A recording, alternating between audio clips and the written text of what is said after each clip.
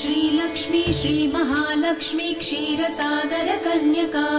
उत्तिष्ठ हरिसम्प्रीते भक्तानां भाग्यदायिनी श्रीलक्ष्मी श्रीमहालक्ष्मी क्षीरसागर कन्यका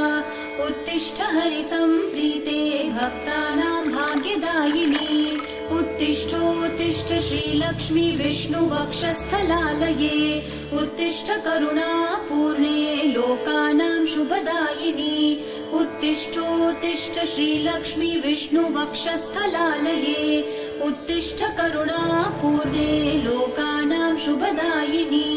श्रीपद्ममध्यवसिते वरपद्मनेत्रे श्रीपद्महस्तचिरपूजित पद्मपादे